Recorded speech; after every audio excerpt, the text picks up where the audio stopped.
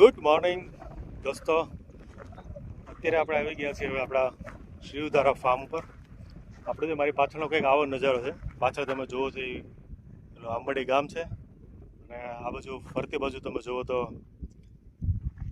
અત્યારે વાવેતર છે ચણા ને એવું બધું. અને ફરતી આ બાજુ જ્યાં હું ઊભો છું એ ટોપ પર ઊભો છું.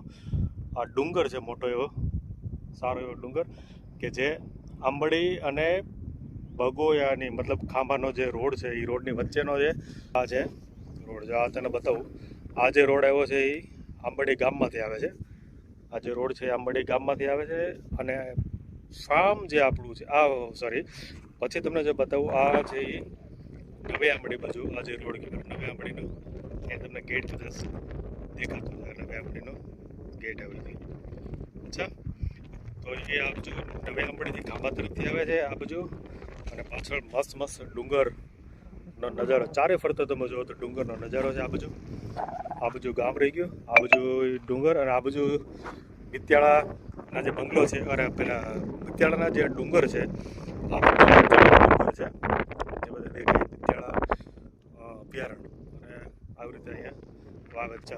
તો ફાર્મનું લોકેશન હું છેલ્લે મેં લાસ્ટ વિડીયો જ્યારે બનાવ્યો ત્યારે મેં કીધું ત્યારે કંઈક લેવલનું કામ થતું હતું ફાર્મનું, અને પછી લેવલનું કામ પૂરું થયા પછી ત્યાં તાર ફેન્સિંગનું કામ ચાલુ હતું. હું તાર ફેન્સિંગનું સૌથી પહેલાં તમને જે લોકેશન હતું એ તમને હું બતાવી દઉં. અહીંયા આ જે છે આ ફાર્મ છે, અહીંયા ફેન્સિંગ થઈ ગયું આવી રીતે આખું ફાર્મને હું સૌથી પહેલાં જો એક આખા એંગલમાં લીધું તને બતાવી દઉં. આજે સામેથી કોર્નર ઉપરથી સ્ટાર્ટ થઈ અને આ સાઈડ અહીંયા આ બાજુ બધી. હવે આ જે ઓપન જે એરિયા હતો આખો, હવે આને તાર ફેન્સિંગથી આપણે કવર કરી દીધું છે. એક આ બાજુ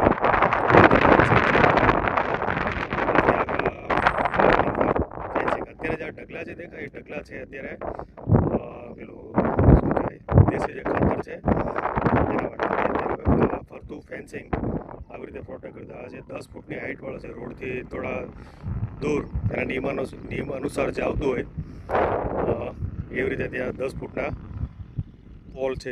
આગળની સાઈડ છે આ બધા જે છે 8-8 ફૂટના પોલ છે. આ બધા છેક સુધી તમે જો ને 8-8 ફૂટના બધા પોલ. એટલે આખું ફાર્મ છે, મતલબ આખું જાળી મારેલી છે.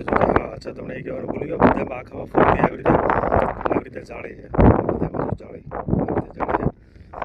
એટલે ઇન શોર્ટ ફાર્મને આખું મતલબ પ્રોટેક્ટ થઈ ગયું, કવર થઈ ગયું. એટલે આમાં જે મોટા ભાગે ખેડૂતોને મોટી પરેશાની રાતના ભાગે રોજ ભૂંડનો ત્રાસ, અને આ વિસ્તારમાં તો ખાસ. એટલે એના માટે આજે